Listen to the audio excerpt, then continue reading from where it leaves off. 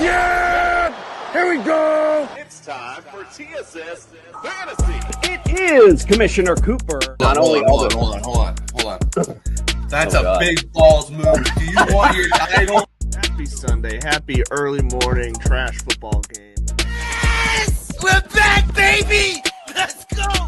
Feud with Aaron Rodgers. I almost got banned off TikTok for the thing that... Repaired MCL sprain on his knee. He has had some nagging hamstring issues over the years. D. Lots of fun words start with D, like bye weeks.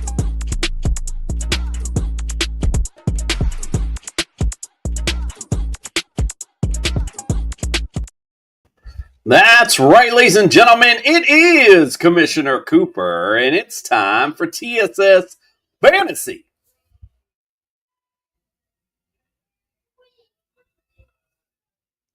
Oh, you're on mute. If you said yeah. It's a whole lot of stuff going on over here. My internet's trying to catch up. Yeah!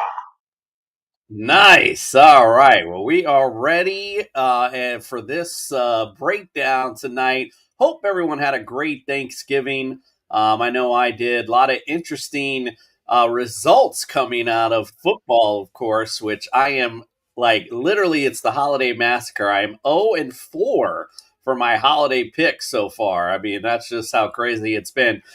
Let's get things started, though, tonight. We're going to pay the bills, of course.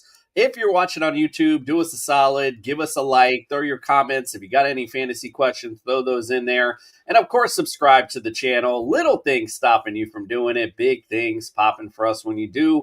So we always appreciate that. If you're looking for some championship bling for your fantasy champion, look no further than Pro-Am Belts. And, of course, if you're playing some daily fantasy this weekend, go to the Fast Strap app, use the promo code TSS. We'll double that deposit up to $50. No better way to make some money. And then wake up with us on Sunday morning because we're going to give you some DFS lineups to throw in there and make some money off the money you just made by using our promo code. You can't beat that.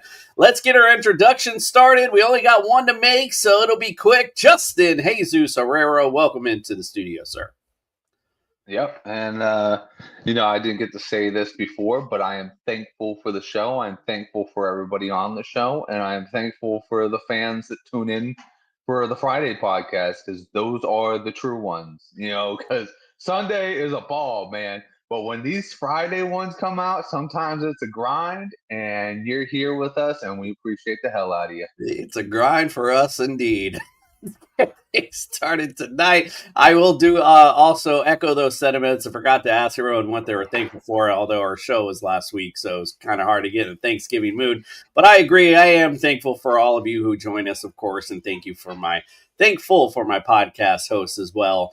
Make things fun, to say the least. All right, well, Doc right now is not in the building, so we don't have any injury updates to give you. Maybe he'll come in at a little later. Hello to you, Roger. Appreciate you joining us tonight. So let's get things started and talk about the games we just watched with a little news. Breaking news. The boys from TSS Fantasy still don't know what the hell they are talking about.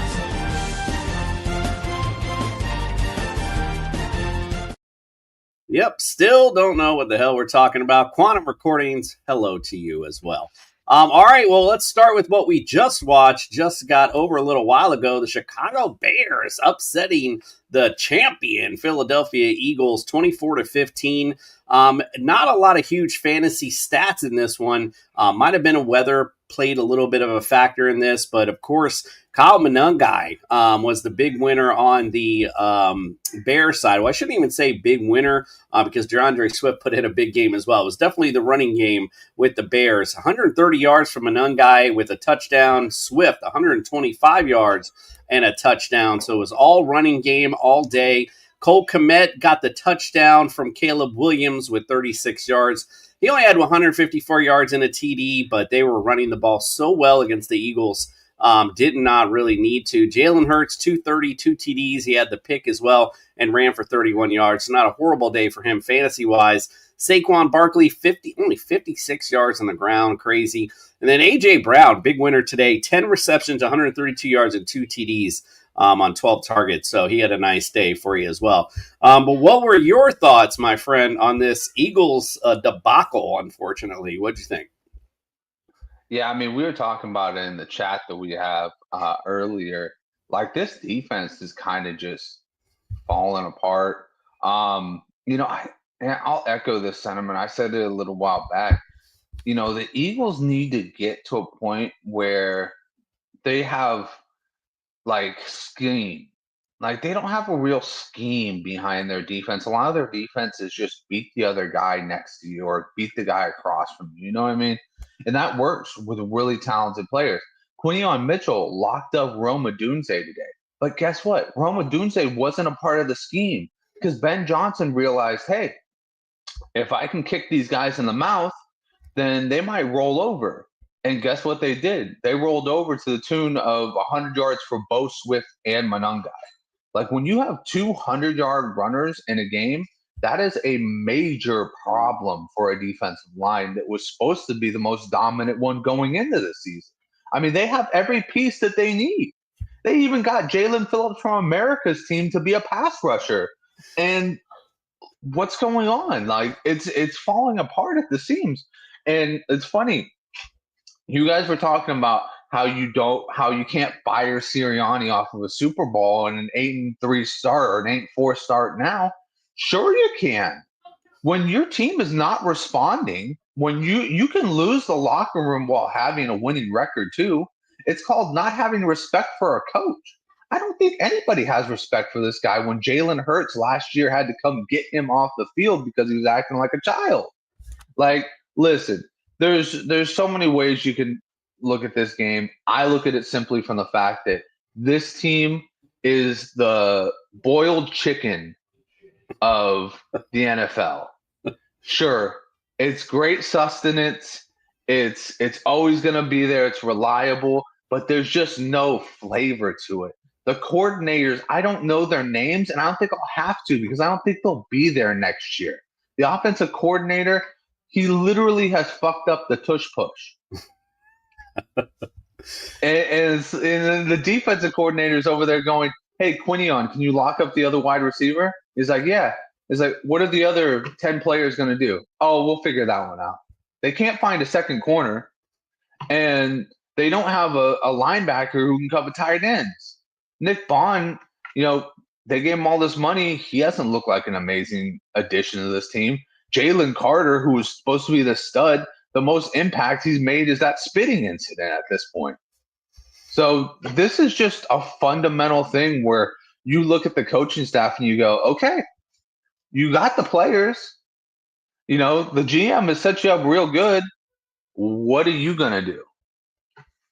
Yeah, so my biggest thing is I just think it's a little too early to be calling for a firing of a Super Bowl winning coach, and then they're still leading the NFC East right now. Now, I do agree there's obviously some problems, and even during the in-game process, I've questioned a lot of the moves and strategy, I guess, that was going on in the game. But I just think it's a little early to be calling for firings. We still got a whole season left to play. So, maybe afterwards, if it's a one and done playoff or, they just collapse down the stretch, then I think that conversation might have some merit.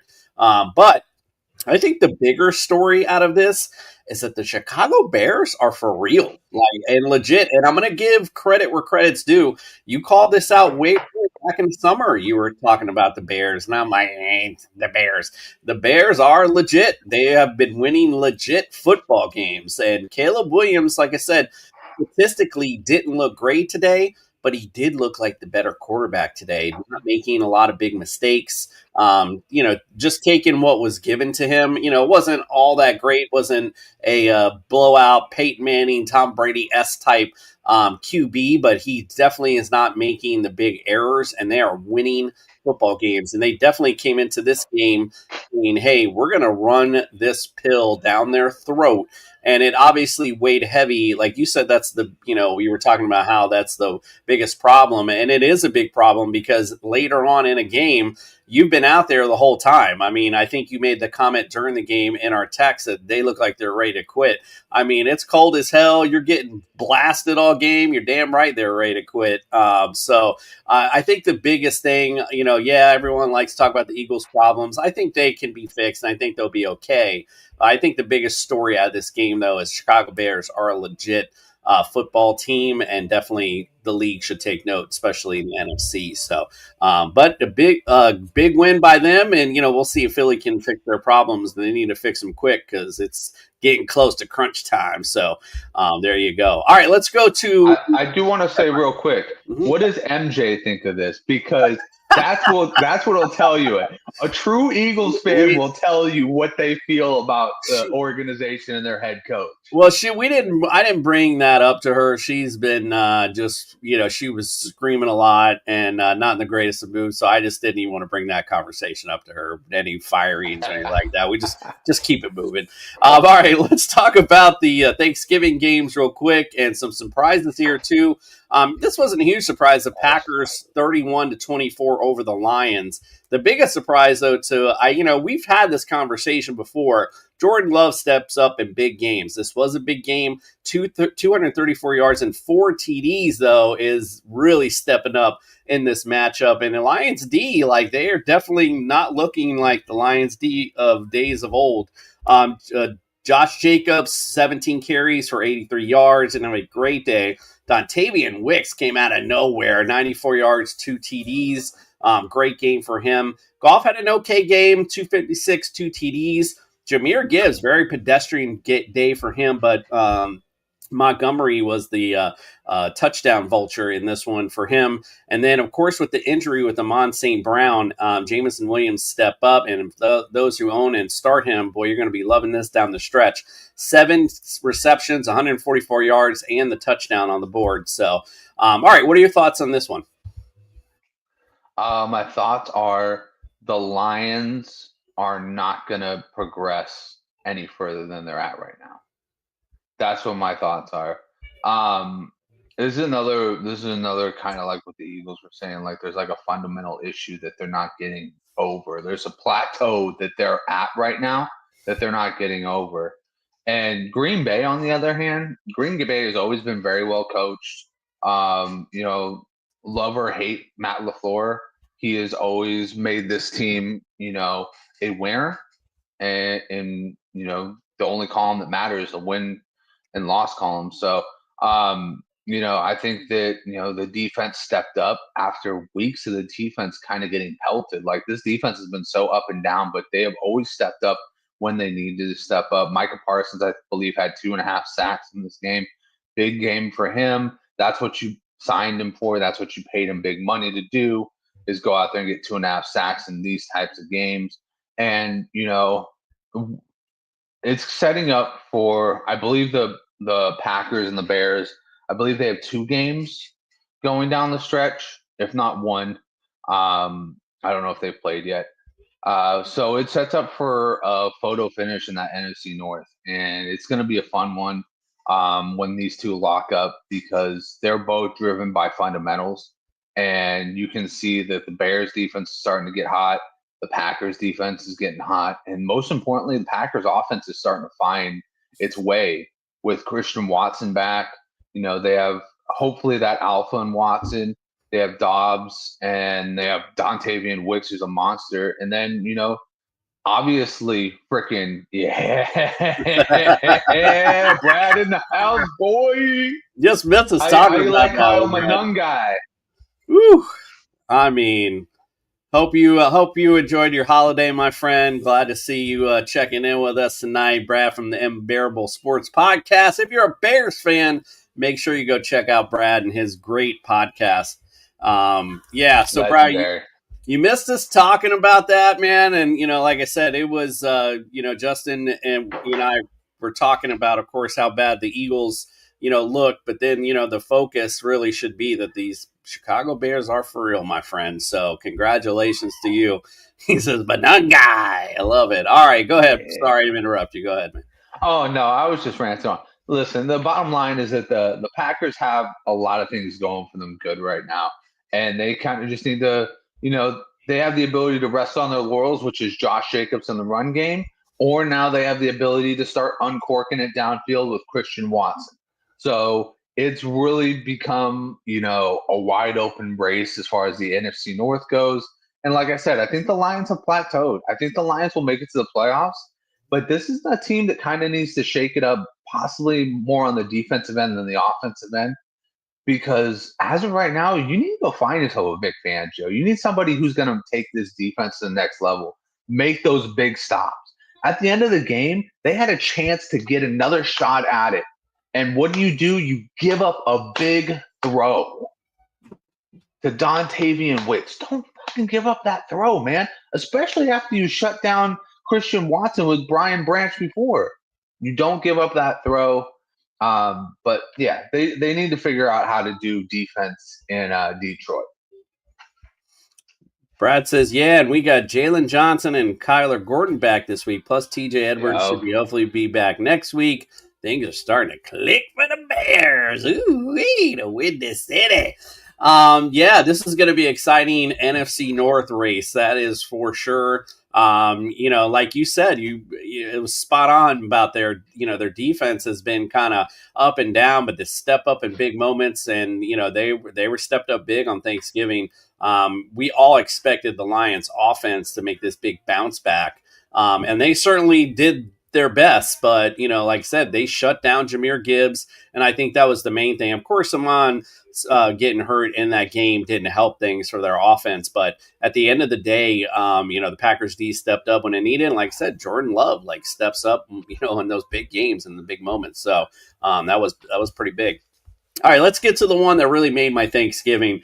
And not that I'm a Cowboys fan, but 31-28 over those Chiefs. There's just nothing more delightful than watching Pat Mahomes cry after every time he gets hit. And then, of course, take the loss. 261, 4 TDs for him. Dak Prescott, 320 yards, 2 TDs, had the pick. CeeDee Lamb having the big day, 7 receptions, 111 yards, 112 yards with the touchdown. Rashee Rice on the other side, 8 receptions, 92 yards, and 2 TDs. Kelsey got 5 receptions, 45 yards, and a TD. Not much out of the running game, really, from either side. Kareem Hunt led the way with 17 carries. I'm sorry, I clicked over too quick. With 14 carries, and then Javonte Williams with 17 carries on the other side, but not much as far as fantasy production is concerned. But what were your thoughts on that one?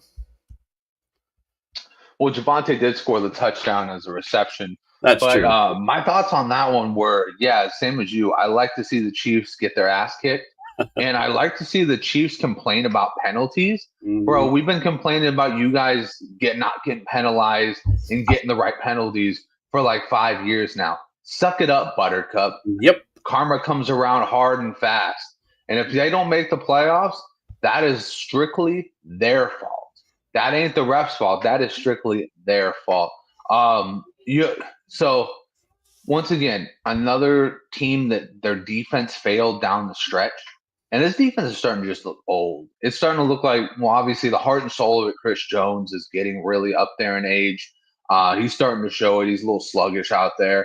But most importantly, in the secondary has always been Spags' really his secret.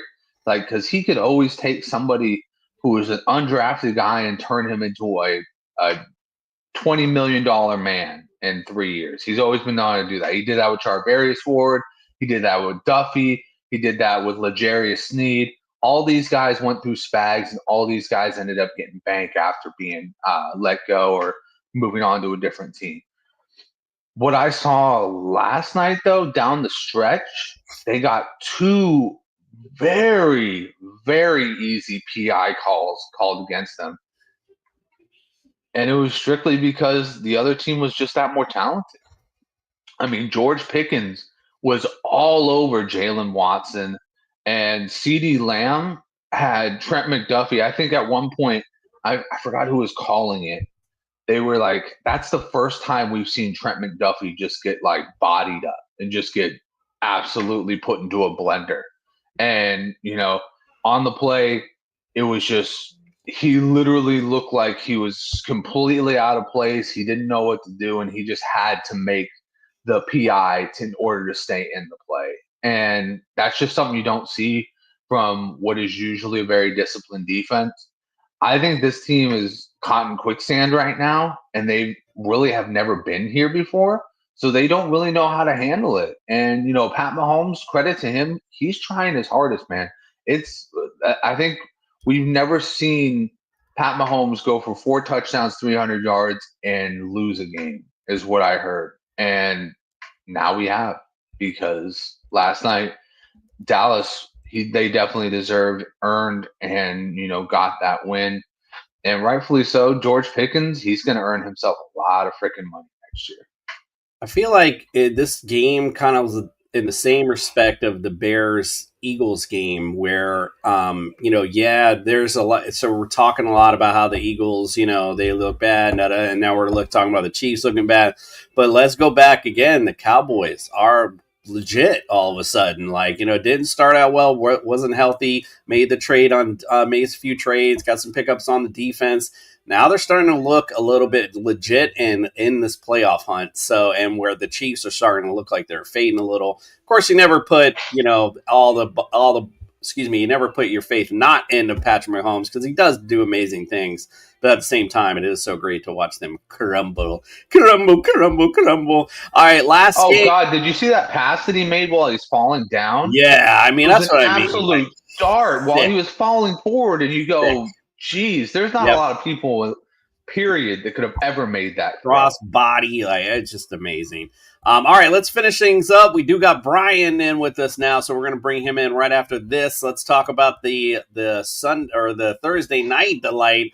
The Bengals, and Joe Burrow is back 32-14 over the Ravens. Going back to this theme of teams that were just like we're expecting to do well and not doing well. Lamar Jackson does not look like himself. To only 246 yards in the air. Derrick Henry did pop into the end zone, which it just was pedestrian, though. Only 10 carries against one of the worst defenses against running backs. It just didn't make any sense. Joe Burrow came out, though, 261, 2 TDs. It was looking a little pedestrian at first. They weren't finding that rhythm in the red zone, but, man, they started clicking on at the end. Jamar Chase, 7 receptions, 110 yards. Chase Brown, not great on the ground with 15 carries, 78 yards, but still got 7 receptions. Didn't do much with them, though, for a PPR night. He definitely did well with 35 yards as well there. So what'd you think of the Bengals-Ravens game? This was an awesome game if you're a Cincinnati Bengals fan, because you just got hope. You just got hope behind your sails. What's the old saying? Rising tides lift all boats. And damn, the Joe Burrow is a rising tide, because this Bengals defense went from, like you said, being absolute dog shit to forcing 3 fumbles, recovering all 3 of them, and then they picked off Lamar Jackson as well. Lamar has not looked like himself. I mean, against the Jets, we thought he was going to absolutely go bananas, and he did not even go close. He didn't even hit the banana tree. That's how bad he was. And then Derrick Henry, unfortunately, with Derrick Henry, what we're finding out, just like anybody else, you can bottle him up if you don't have the threat of the quarterback being good. And if you don't have the threat of the quarterback being good or running the ball. And Lamar has kind of been timid. Kind of think maybe the hamstring really is for real, because, if you're not running, dude, you're supposed to be opening up the offense. That's what makes you special. If we're talking about just being a pure quarterback, you're kind of just like maybe top 15. But if we're talking about all your talents combined, you're up there, one of one elite with Josh Allen. You two are in that rare category. So it's one of those things where the Bengals played their ass off, and really Joe Burrow coming back has lifted their sails and has really got them looking good. And it works for everybody, right? Because Chase Brown looked good in that game. Jamar Chase looked like a monster. Your boy Yoshi Voss looked like a monster. He only caught 1 pass, but guess what? It was a touchdown, 29 yards. He came in there, looked like a monster. Everybody, the some freaking tight end we've never heard of, we might never hear of again. Tanner Hudson, shout out. Look like a monster out there. Joe Burrow is just that guy, man. He's going to make everybody feel better. He's going to make everybody wear a suit and like wear their best suits too. Not even their funeral suits. They're wearing their best suits. They're out there multicolored. They're going half and half like Mac Jones did. They're doing everything after this game. They're going clubbing because they've got new life. And for the Ravens, this has got to be frustrating because you're looking at your season going, what the fuck's going on now? We got the Steelers, and now we got to worry about the Bengals in a couple weeks again.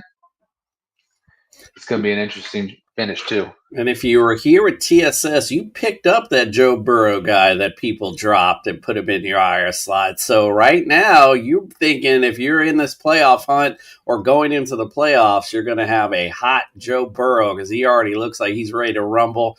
And you already know, we talked about this in the summer.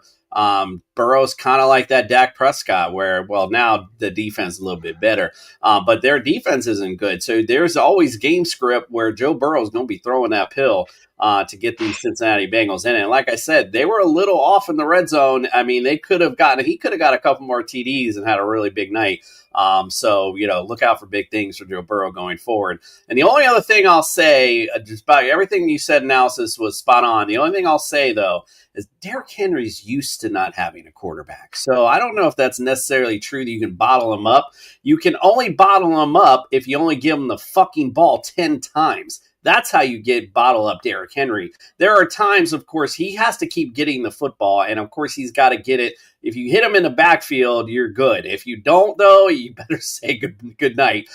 So you got to give him the ball more. This is the Ravens' problem when their offense struggled before. Give your big guy the ball, especially now. It's getting cold. This is a time you want to feed the running game. So hopefully they'll take a page out of what made them successful before and start giving this man the ball because it is Derrick Henry's season. How do we not get him more passes, too? I know. The only pass he got, he took for 44 fucking yards. Right. And there was another time where I was watching the game and Lamar threw it to Zay Flowers really quick and Derrick Henry was wide open, and like Zay Flowers had two people. I'm like, what are you doing? You got Derrick. I mean, he had like one person that was like 6 yards in front of him, and that's exactly where you want him to get the ball.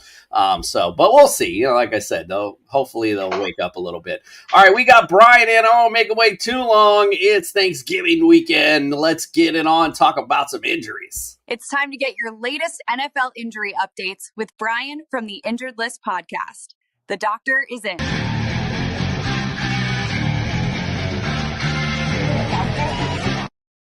What up?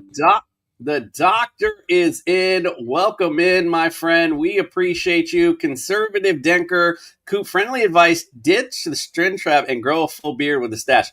Thank you very much for your comment, friend. But just so you understand, even from high school, I don't give a fuck what you think, what I look like. If you don't like it, don't look, bitch. Anyway, Bri, welcome in, my friend. Talk about some injuries we got going on. Happy Thanksgiving, by the way. Happy Thanksgiving, and I think you look great. You pull it off. You really pull it off. Let's get started at the QB position. Baker Mayfield, he is listed as going to play this weekend. They're saying that he's going to tough it out, which we kind of expected, and now they're making it official. They're saying they expect him to suit up. So he will be in there with that non-throwing shoulder AC joint. That will affect his running out of the pocket. He probably will be more conservative, sliding and getting out of bounds much quicker than he would normally. He's not going to want to take a hit on that shoulder just quite yet.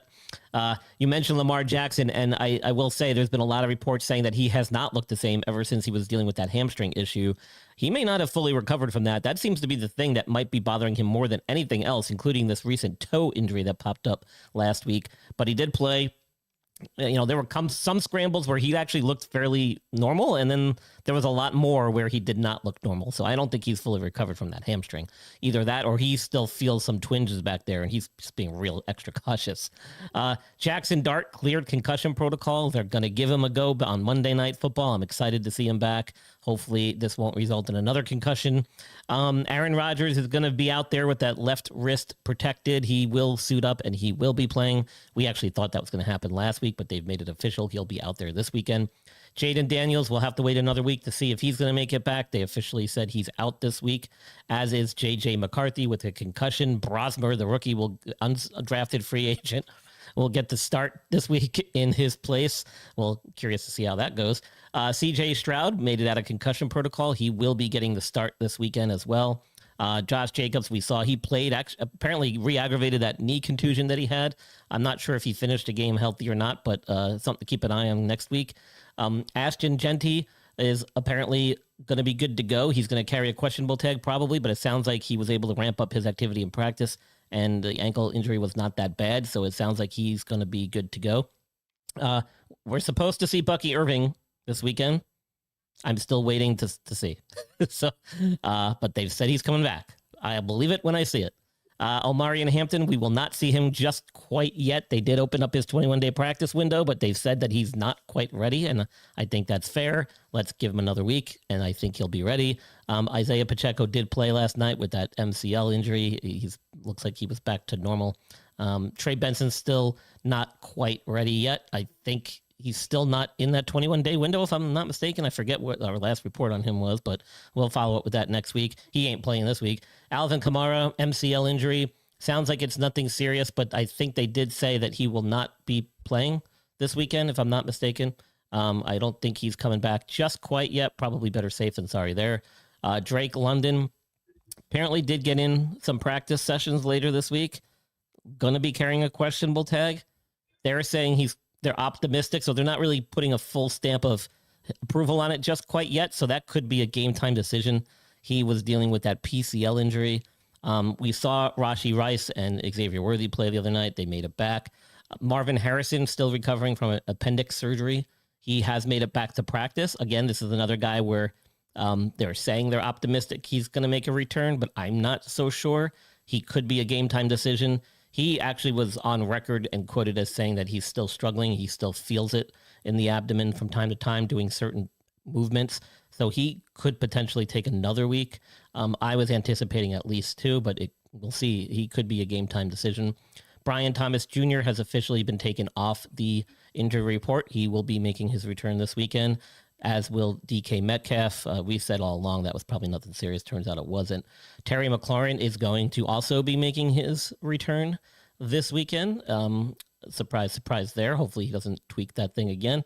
And then Dalton Kincaid and Darren Waller both carrying questionable tags. It sounds like Waller is probably more likely to play than Kincaid, even though they're both carrying questionable tags. Kincaid dealing with that hamstring. Got in a limited sessions this week, but like I always say with hamstrings, until you can go full, good luck. Could be a re-aggravation in the making there. They originally had said he was week to week last week, and then late this week, they basically put him out of practice and gave him a questionable tag. But it sounds like Darren Waller is in his 21-day practice window with that pec injury and actually will be playing, and I think that's realistic. So he probably has a better chance of those two tight ends to play than anybody else. And that's all I got for tonight. I'm sure I'll have some more updates on Sunday with some of these questionable players that we have on the list here. But a lot of games already happened. Like 4 games already, which is 4 games. Yeah. It was. It's crazy. By the way, Conservative Decker want to know what you wrote. We really want to know about Darren Waller. Will he make another shitty breakup song? He probably will once the season's over and he is able to recover completely from that pec injury. I think we'll see him hit up the studio and come out with something new. 100%. Everyone, go follow Bry. It's the Injured List podcast. Follow him everywhere on social media. Of course, you can find him right here on That Sports Podcast Network. A lot of great interviews he has done over the years. And then, of course, you can see him here on Friday night and wake up with us 8 a.m. every Sunday morning. Brian will be here to give you some last-minute fantasy advice for injuries. So, okay, Brian, we appreciate you, my brother. Hope you had a great Thanksgiving. I did. Still enjoying it. Yeah, me too. Just had some leftovers, 100%. All right, my friend, we're going to send you out with our friends from NeuroGuard Plus. Dr. Michael Hutchison has harnessed the latest in neuromuscular dentistry and impact technology to develop a mouthguard that does more than protect. It enhances. NeuroGuard Plus isn't just a mouthguard. By focusing on the jaw's physiological position, it provides an added layer of neuroprotection, significantly reducing the risk of sports-related neurological injuries. All athletes should be using a custom mouthguard designed to their bite position. NeuroGuard Plus was created as a means to maintain your physiological jaw position regardless of your bite. The appliance is designed to optimize your upper-lower jaw relationship to improve your strength, your balance, your oxygen intake, and drastically lower your chance of a concussion. Independent studies have shown that the NeuroGuard Plus will provide you with improvement to both upper and lower body strength. The same improvements were not present with a common mouthguard. Over 6,500 athletes have used the NeuroGuard Plus. Dr. Hutchison is happy to say that the amount of diagnosed concussions is 0.2%. The NeuroGuard Plus offers athletes, coaches, and parents an advantage to keep their players safe on the field. If you or your child actively participates in athletics, they need to be protected from the dangers of repetitive head trauma. Get your NeuroGuard Plus mouthguard today. Click on the link and use code ILP Sports for 10% discount on your purchase. This conservative Denker guy is hilarious. I don't know if you've seen any of this, but he said earlier he wants to pay me and my brothers $30 to frame a barn for him. He looks at me, guy. Then he says, what did he say? Oh, when I was fucking choking on my tea, he said if I had a mustache, the sentence would just roll off my lips. There's an imbalance, no top lip coverage. Claudia. This guy's the best. All right, thank you, conservative. We appreciate you. All right, let's break the rest of these games on down. It's time to get your lineup set with TSS Fantasy's Friday Night Breakdown. Breakdown! Bring it on down! Breakdown! Bring it on down! Bring it on down! All right, let's get to it. Let's get to the game of the day. The New Orleans Saints come marching in to America's team, the Miami Dolphins. Saints against fantasy QBs are 15th, 14th against running backs, 13th against receivers, 16th against tight ends. The Dolphins, 26th against QBs, 23rd against running backs, 6th against receivers, and they're 29th against tight ends. What say you? Give me your starts and sits for the New Orleans Saints. All right, Jedediah, let's get this thing going. Here's my pitchfork. Yeah, right. Man, it's a tough one. The Saints, I'm just going to say Devin Neal. I mean, he looked really good last week in relief of Alvin Kamara. You know, Olave is kind of up in the air with his status right now. He's questionable. If he plays, he seems like a very good matchup, but that's if he plays. Like, he hasn't had a good track history of just playing. And then Juwan Johnson could be a real long shot, but, I mean, if you're a competitive team right now, if you're looking to make the playoffs, you probably have a rock-solid tight end. You're probably pretty set there. But, you know, if you really need one and you're one of those fringe teams, Juwan Johnson is probably not a bad sell. As you said in the past, the Dolphins are not really good against those bigger receivers, and that's pretty much what he is, a giant receiver. Yeah, 29th again in the league against tight ends. I mean, a great DFS play nonetheless, Juwan Johnson this week. On the Dolphins side... you know what? I'm sorry. Can I throw one in there? Yeah, go ahead. Wild card, Taysom Hill scores a touchdown. Yeah, I was going to comment, but I didn't want to take too long because it's already like 40 minutes into the damn show as our first bit. But I mean, when Neal came in, they actually I think Taysom Hill ended up out-touching him as far as like running the football. So it'll be interesting to see what they do. And especially in the red zone, you're definitely going to see a few Taysom Hill attempts. So, which definitely, like I said, we aren't good against bigger receivers, never have been. So it's very possible you see him sneaking in the end zone. On Miami side, it's pretty simple. It's Achane, it's Waddle. That's about all I trust going in there. And, you know, Tua is one of those mid-range QBs that, you know, if you need somebody this week, could be an okay play for you. But, you know, you got to love Waddle. You got to love Achane. They've been doing it every week. I mean, there's just nothing else really on the Dolphins that I'm like, ooh, now Waddle was a little bit questionable going into it. So I had this whole thing ready for to talk about Malik Washington. But If Waddle's in there, it's them two and nothing else. Quite frankly, it's almost like when we talk about the Cardinals in the same respect. All right, let's get on to our next matchup. The Houston Texans visit the Indianapolis Colts. Houston against fantasy QBs, number 1, 11th against running backs, 4th to receivers, 6th against tight ends. On the Colts side, 13th against QBs, 13th against running backs, 25th against receivers, 27th against tight ends.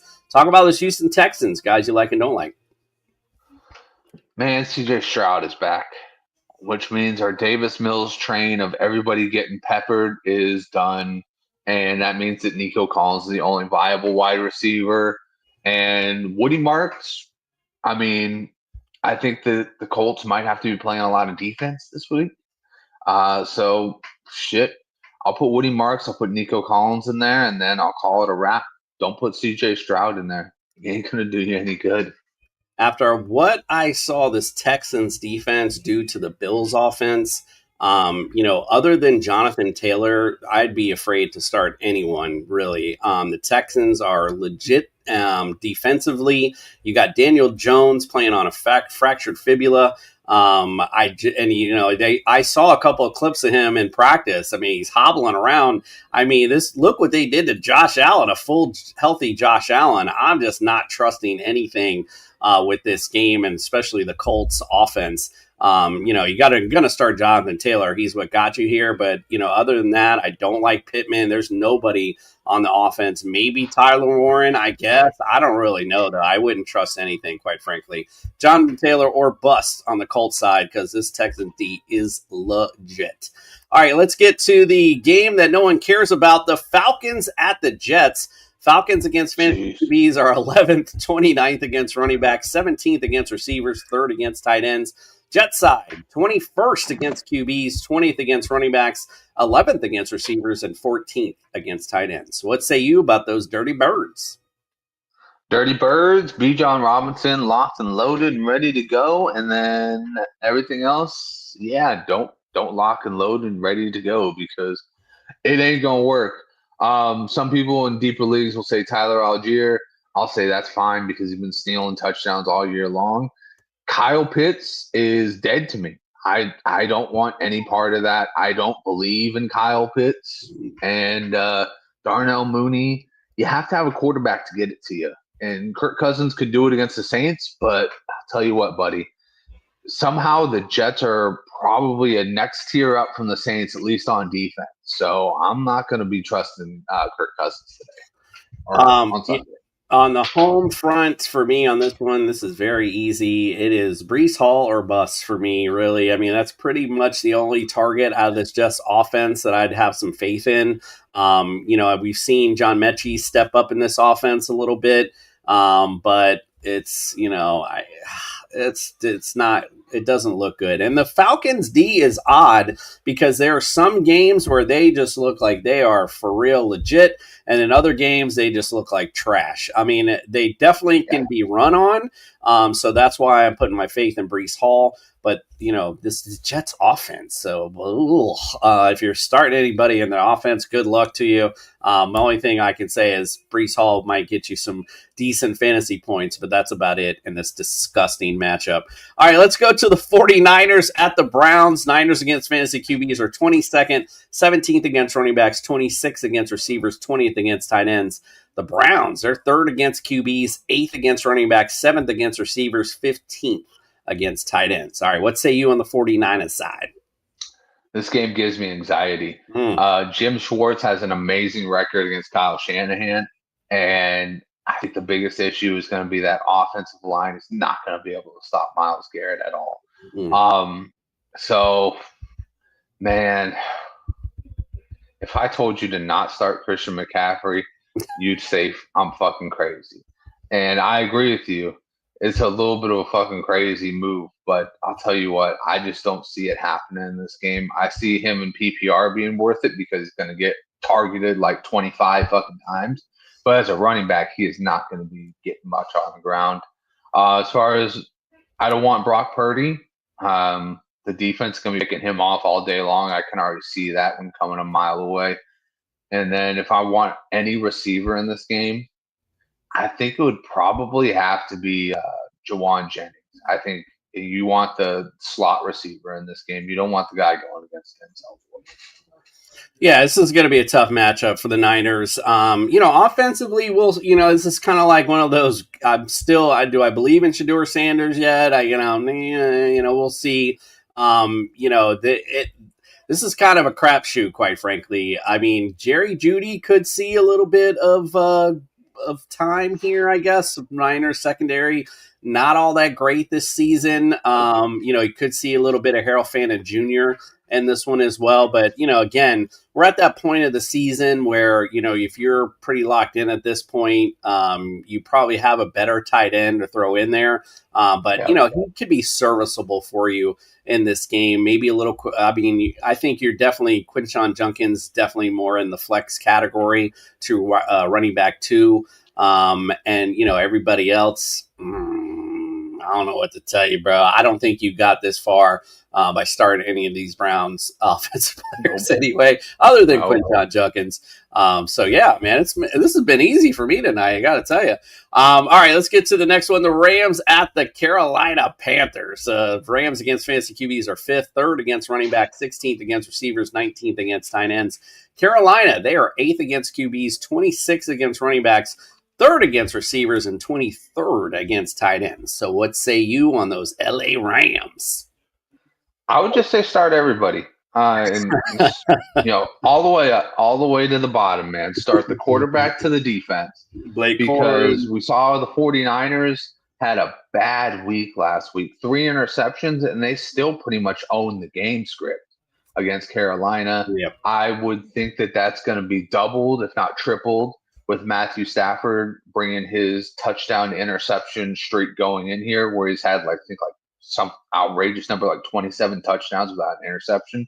So I'm doubling down on this. I don't like them, but if you've got them, you've gotten pretty far. So put all your Rams in. Rico Dowdle to me is more on the flex because they're playing the Rams. He's more of a flex play this week for me. I wouldn't invest anything into Bryce Young. Still not quite there for me. Maybe a little Tet, maybe. I don't know. Possibly. Other than that, ugh. All right, next game. That's your solid 10 points a game. Right. Guy right there. If you're looking for that guaranteed flex that's gonna get you 10 to 15, Tet's gonna do it, but he ain't gonna wow you week to week. Right. Not a lot here. Man, I'm dialing up because wait till this next one I got too. All right, let's go to the next one. The Jags at the Titans. Jags against fantasy QBs are 27th, 7th against running backs, 20th against receivers, 31st against tight ends. Tennessee, 20th against QBs, 25th against running backs, 29th against receivers. They're 8th against tight ends. All right, what say you about the Jags? Man, I'm going to go with this one. I'm just going to make this one easy. Travis Etienne, base all tootin' in a pinch, base all tootin', because I think it could be game script, could be real nice for him. And Parker Washington. I don't want any part of Ryan Thomas. If you're a playoff team, you shouldn't want any part of him right now either.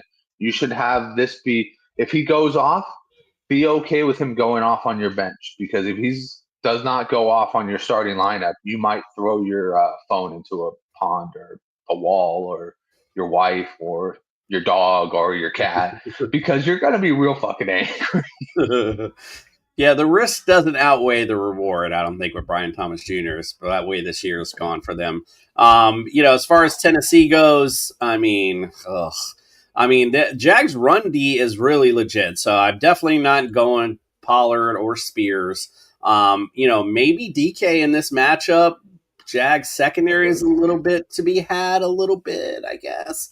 I'm not putting a ton of faith in Cam Ward. But I think probably DK probably be more in my flex spot this week, or a wide receiver, maybe low end 2 possibly could get to that mark, but there's nothing on the running game that I like. So yeah, that's it, man. I don't got much analysis for anybody tonight. Like I wasn't even paying attention. Cardinals at the Bucks. All right, I got some fancy guys here. Cardinals against QBs are 9th, 24th against running backs, 15th against receivers, 25th against tight ends. The Bucks, 28th against QBs, 22nd against running backs, 23rd against receivers. They're 11th against tight ends. All right, what say you on those Arizona Cardinals? Oh, I lost. You're paying attention. You're not even there. I'll talk about the Bucks real quick while Justin's getting back on. Tampa Bay, really, quite frankly, with Baker Mayfield's injury, I don't think, it's as Brian alluded to earlier, you won't see him making a lot of runs, not a lot of stuff on the ground, but I still see a potential in this game for some good fantasy points on both sides.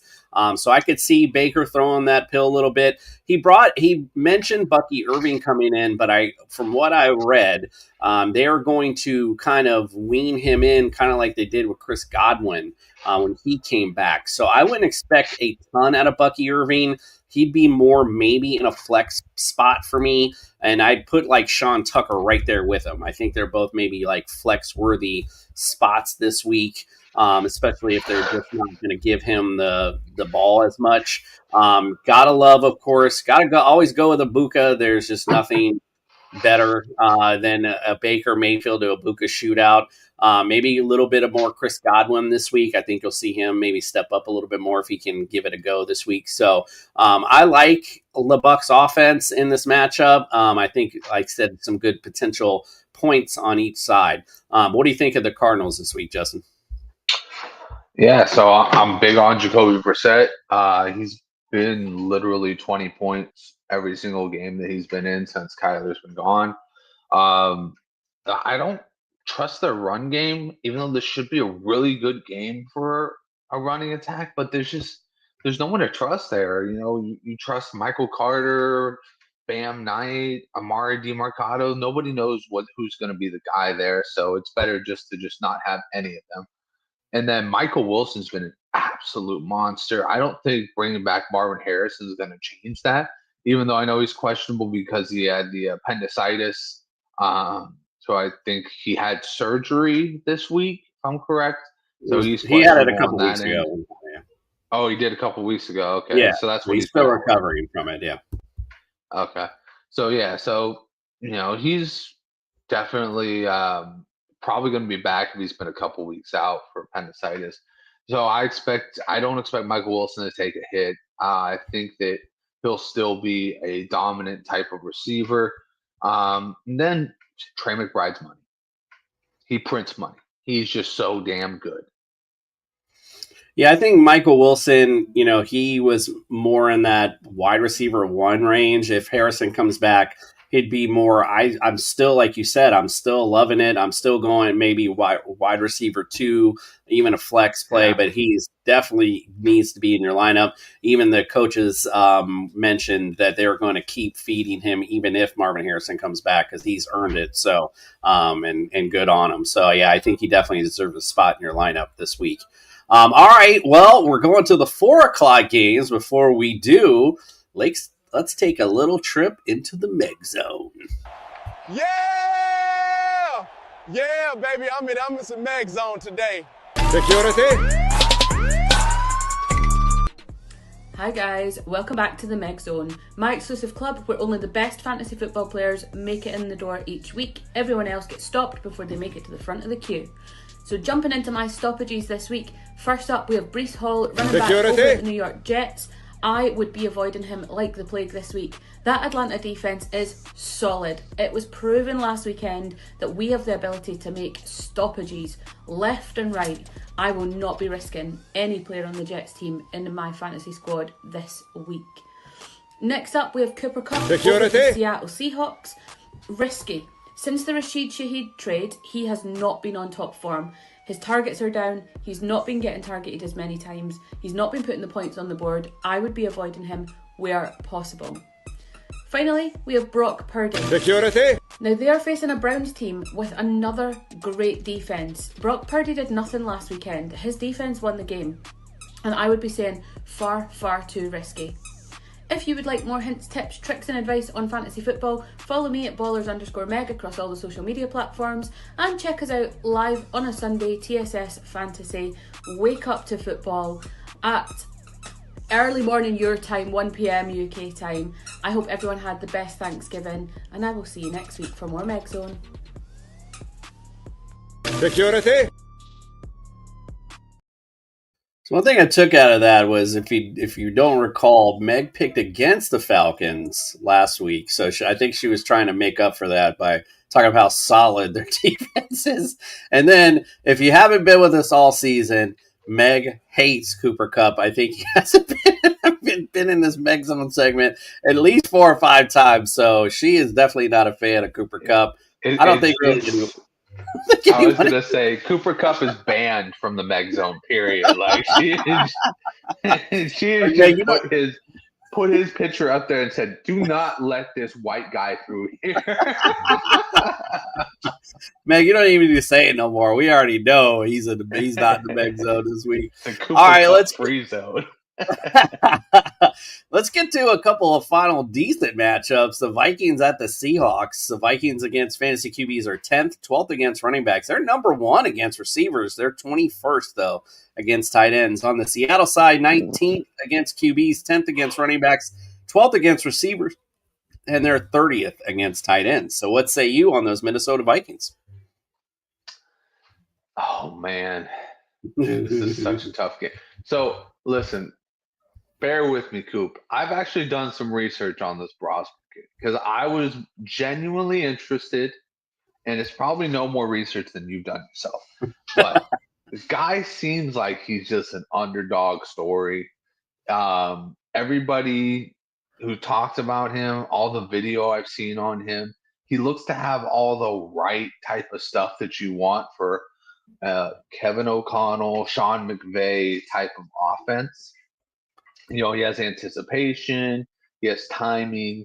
He can process reads pretty fast, and that's pretty much all you need. You just need to get it to the guy that it's schemed open for, right? That being said, he's an undrafted free agent for a reason.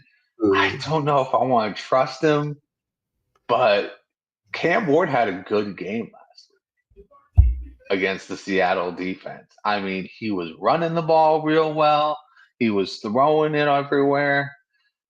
And this Minnesota team has more than that Tennessee team has to play with. They got 3 wide receivers. They've got 2 good running backs, and they've got a not over the hill yet tight end. I think I'm okay with Justin Jefferson this week. And work with me. I think that he's going to get fed the ball quite a bit. And I think this Brosmer kid is going to have so little tape on him that I think he's going to start to pull through this defense. He's going to start to figure out the little nuances of this defense pretty quickly. And they're going to have to adjust throughout the game. Kind of like how a surprise works, right? You get hit with a surprise. You don't know what to do. You're like, oh, shit, this kid's throwing it real fast. I think Justin Jefferson is going to be a very solid play. Now, being said, I don't know if I would go Jordan Addison. I might go with TJ Hawkinson because he's going to be that middle threat.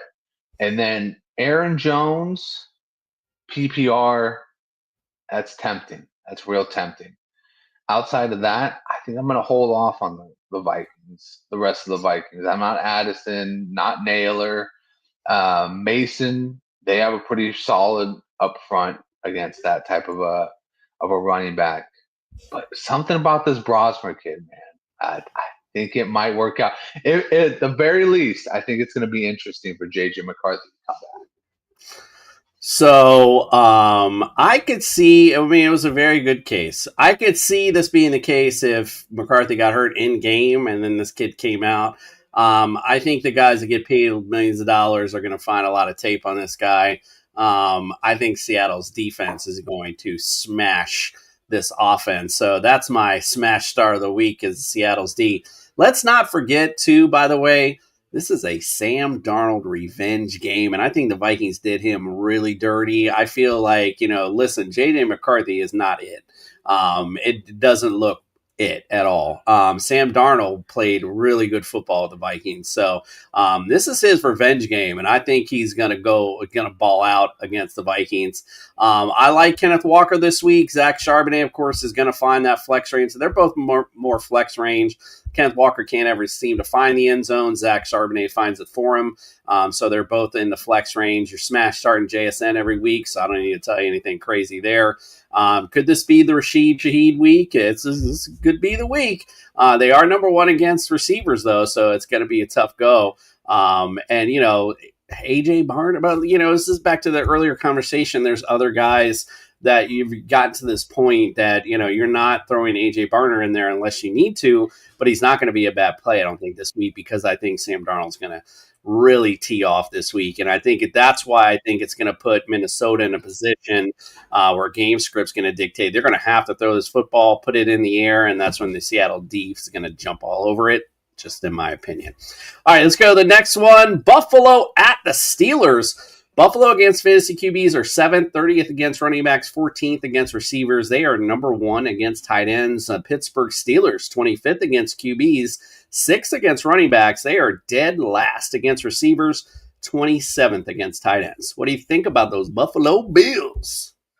When you were saying flex, I was thinking to myself, man, we need to get Bandy back here because I'm missing my flex starts of the week. Flex starts of the week. I hear you. But you know what? This is a game full of flex starts of the week, man. You got to put in Josh Allen because he's going to be looking to get his game right back out there. And I feel like with the way that the AFC North fell this week, I feel like it's just appropriate that the Steelers fall just to make it look like it's going to be a more epic finish to the end of the season, to the title. But I look at the Bills. I know you said they were 6th against the run. I'm still bringing James Cook out there. He's too damn good to not play. He's just automatic at this point. As far as wide receivers go, I think I'm okay passing on just about every one of them. Some people, you're desperate, you put Khalil Shakir in there and you try and figure that out. But I don't want Parter Shavers. I don't know if Keon Coleman is still firmly in the doghouse. Even if he was playing, I don't think I'd play him. And then my last one is Dalton Kincaid. I think Dalton Kincaid's going to have himself a good game. If he plays. I think he's still questionable. I think Allen and Shakir are starting to get on the same page. I've been seeing it a little bit more and more each week, so I actually like him a lot in this matchup. Steelers, and again, this goes on game script. They can obviously, the Bills can be run on, so it really depends on how this game starts to take off. Do the Pittsburgh Steelers control the ground and kind of do what the Bears did today, where they're running the ball on the Bills, getting their offense off the field, thusly making their defense a little wobbly down the stretch. That's really going to dictate this game. You're going to start. I like Jaylen Warren here in this matchup. Not a big Jaylen Warren guy, but I think this is a game where he can definitely eat in. And Aaron Rodgers, I do think DK is more in that flex range. I wouldn't be sad putting him in my lineup this week because it goes back to, again, I don't think the game script's going to go that way because I think Buffalo's really going to come out and go full out on this game. But I thought that last week too, and it didn't really seem to happen very much. So we'll see. But I do think Aaron Rodgers is an okay play, and DK will be okay as well. But when I say okay, that means Aaron Rodgers is not something I'm starting over. He's a little bit over Tua, I guess I would say, in this particular week, like more in that mid-range.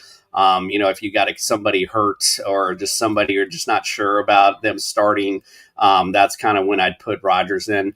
Other than that, that's really about it, quite frankly, on the Steelers side. Like I said, I like Buffalo a lot in this matchup, so that's probably what's affecting my fantasy analysis on this game. But again, it's going to depend on this game script, and can the Pittsburgh Steelers control the front line and run the football on the Bills? That's really, I think, going to help them a lot in this matchup, keep Josh Allen off the field. But we'll see how it goes. All right, Raiders at the Chargers. Raiders against fantasy QBs, 16th, 18th against running backs, 28th at receivers, 4th against tight ends. Chargers, 4th against QBs, 15th against running backs, 5th against receivers, and 5th against tight ends. What say you about those Raiders? Oh, man. It's so hard to hear Chip Kelly is out of a job because, man, couldn't have happened to a nicer guy. You know what I'm saying? But did you hear the reports that he was botching? Like he was stuttering when he was like giving these plays out, and he wasn't telling them the right plays. He wasn't telling the motions. No, I did not. I don't know if it's going to affect anything, but usually when you get a guy like that out of there, the offense seems to work a little bit better. So I'm going to assume this means that Brock Bowers is going to get going, and hopefully we see a little Ashton Genty as well.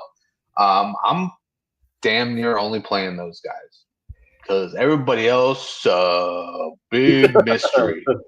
And I don't need mysteries going into the playoffs. I need sure fucking things. Well, I'll give you a sure thing, Justin Herbert this week. I think he's a sure thing against this putrid Raiders defense. As far as the receivers go, obviously Ladd McConkey is like their number one guy, but it would not surprise me at all if Keenan Allen had a good day or you see Quentin Johnson with a couple TDs. It would not surprise me. So I think all of them are at least worth a spot in your lineup. Keenan and Quentin more in the flex range where I feel like, Ladd is more receiver 2, could be definitely potential for a big receiver 1 week as well. And you got to love Arondé Gatson. I know Vegas has been good against tight ends, but, he's so incorporated in this offense, sees so many targets. You got to put him in there. Kamani Vidal, he's been kind of, he's been helter-skelter, if you will. But again, this defense for the Raiders, not all that great. Wouldn't surprise me to see him find the end zone. So he's in a low-end RB2 to flex range for me in this particular matchup. So that's what I like in that one. Pretty much everything, and love Chargers D too. Go ahead and throw that in there also. But you are right, though. Once you get rid of those coaches, there's usually like that one game, that next game where there's a little bit of something, a little juice there. So a little positivity in the air. Yeah, you could be right. You could see a little bit of Raider offense. Not saying they're going to win the game. Just saying Brock Bowers returns a little value for you this week. Right. Instead of 42-0, it could be like 42-14, I think is kind of what it is. All right, let's go. The Sunday night delight. The Broncos go to the Commanders. Broncos against fantasy QBs are number 2, 4th against running backs, number 2 against receivers, or 13th against tight ends. Commanders, 29th against QBs, 28th against running backs, 30th against receivers, 22nd against tight ends. Ugh. What do you say about those Denver Broncos? Oh, I love a smash start on Bo Nix and RJ Harvey. I think this is going to be a little bit of an RJ Harvey coming out party. He's obviously the guy now. They mixed in Jaleel McLaughlin to steal his touchdown last game out, but I think that, Sean Payton with a bye week is going to figure out how he's going to incorporate Harvey into his rest of season plans. And what better way to do it than against a weak team? And that a weak team that's not going to be scoring a lot because their main weapon, their quarterback, is out, and they have to take on a top 2 defense. So I think this is an outstanding smash play for Harvey and Nix. You could throw Sutton in there. He's going to probably be a PPR monster. Long shot would be Troy Franklin because I could see Nix trying to get something going downfield. But he's my long shot flex, and Evan Ingram still has not proven to me he's reliable, so I would say pass on him. Yeah, definitely. On the Commander side, by the way, in my home league, I have Bo Nix in my starting lineup, but I started him over Joe Burrow, and then I figured Caleb was going to struggle today. So, but the Joe Burrow thing had me a little nervous. I was like, man, should I have started him? But I'm hoping Bo Nix I felt had a little more potential for a higher ceiling because of the defensive matchup. So that's kind of why I went there. So I'm hoping that he does that. So on the Commander side, as I I think Pat Surtain is back this week. So, I should have asked Doc about that. That was somebody I meant to bring up. So, this whole talk with Terry McLaurin coming back, I'm like, so Terry McLaurin wasn't much when he was in the lineup healthy. So I don't think that's really much of anything. Deebo Samuel. Man, this is just a tough matchup. I know Deebo looked okay against the Dolphins, and Deebo's Deebo. He's off helter. He's a bit helter skelter himself.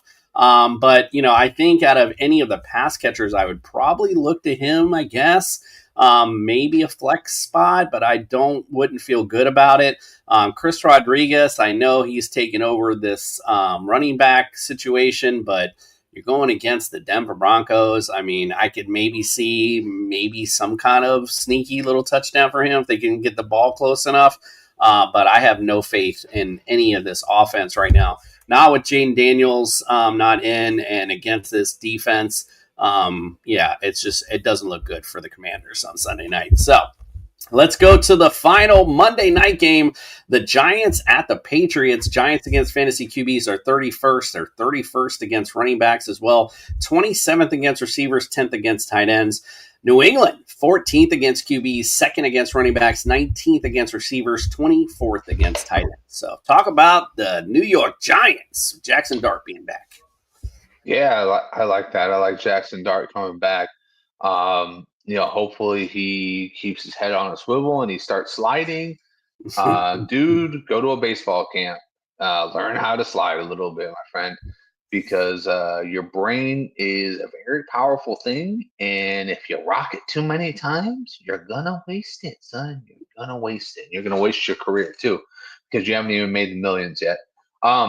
But as far as like the running backs, I like Tracy in this game. He seems to have picked up a lot more on the carries, and he's always been a wide receiver threat because he was a wide receiver in college. And then, Big Theo Johnson is the guy I'm really looking at because Wandale, I don't know if he's going to get guarded. It's either going to be Wandale or Slayton. I have a feeling it's probably going to be Slayton's going to be guarded by Christian Gonzalez. So I'll go Wandale as the better wide receiver option. But I think the overall best wide receiver option or receiving option period is going to be Theo Johnson, the tight end. Him and Jackson Dart have already established a great connection. And, at the end of the day, somebody's got to get open for this team. This team is obviously very explosive. They showed it last week. So I'm thinking it's going to be a good week for the tight end. And then, I'll turn it over to you because the Patriots are a lot of fun. Yeah, this is. I think this game actually has if you're looking for those Monday night miracles, this could be the game to throw your guys in because you could see some good potential back and forth in this one. Drake May, love it against this defense. He's one of my top guys this week, so love Drake May in this matchup. Love Travion. I don't give a damn about Ramondre Stevens, whoever the hell else he got thrown out there. Travion has that big playability. So he's definitely the guy I'm definitely excited for in this one. Again, 31st against QBs, 31st against running backs. Hello. As far as the receivers go, that to me, I love Diggs here. But everything else, it's just kind of been a crapshoot, really. Butte coming back, that could be, some potential for a big play here or there. It's Demario Douglas. He's got a lot of guys that I don't know if it's Drake May making him look good, or whatever it may be, but Diggs would be the guy I think out of all of them that I would, a wide receiver 2 type play, could potential receiver 1, but he mixes that ball up so much. So there's a lot of potential for a lot of guys in that receiving core. But to me, I think Diggs would be the guy I'd be confident with. And maybe if Booty's in, he'd be more of a flex start for me. And Hunter Henry, I saw he was a little banged up, but if he's good to go, you got to love the Hunter, man. He's just been doing it still at this age. So he's been consistent. So he's be somebody I would definitely put in, wouldn't be mad about it if he's in my tight end slot. So again, a lot of points I think that go around in this particular game. So if you're looking for that Monday night miracle, don't be shy about throwing those Patriots and Giants in there. I think this could be a good fantasy output for sure. All right, well, we're going to close things out, but before we do, our boy Andrew LeDuc came in. He wanted to give you some sophisticated starts of the week. Let's check it out. It's time to bring some sophistication to your fantasy lineups with Mr. Mallard.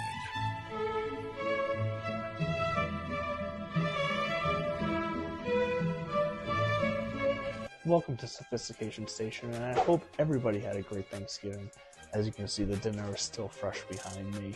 But let's talk about the classy starts this week that'll make your holidays bright and shiny as we head into the Christmas season coming up next. Let's start with Jacoby Brissett. Yes, Stay thirsty, my friend. Jacoby Brissett has been a top 3 fantasy quarterback for weeks now. He's going to continue with a pretty good matchup going forward. He's going to continue that hot hand with Trey McBride and Michael Wilson. But I like Brissett this week to continue the dominance that he has had.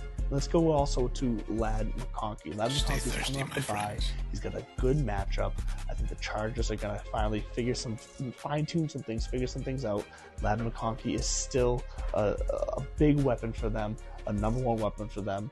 And as we saw last year, he strives at the end of the season. So give me Ladd McConkey this week to kick off that second half of the season return that you were hoping for when you drafted him early. And then let's also get to Travis Etienne in a great matchup against the Titans. Travis Etienne should eat. The Jaguars should be up. Etienne should have a ton of carries, garbage time, whatever. He should be a big part of the offense and a part of the killing the clock. So I like Travis Etienne this week as well in a very favorable matchup. But as always, check in here every single week with me, Andrew LeDuc, aka Mr. Mallard, of the host of the Divots and Pivots show for Sophistication Station. Let's get through those again. It's Jacoby Brissett, it's Ladd McConkey, it's Travis Etienne. Stay classy, my friends. Stay thirsty, my friends. Now go win your fantasy matchup with class. Go win it with class indeed. Wake up with us at 8 a.m. this Sunday. We're going to get you ready for your fantasy day and football day. We'll give you some betting advice, fantasy advice. We got Fantasy Jesus to bless your lineups, and we even got a Sunday morning cartoon. Hope everyone enjoyed their holiday, and we appreciate you. As Justin said earlier, we are thankful for you all and appreciate all of you for joining us. We'll see you Sunday morning, and we are out.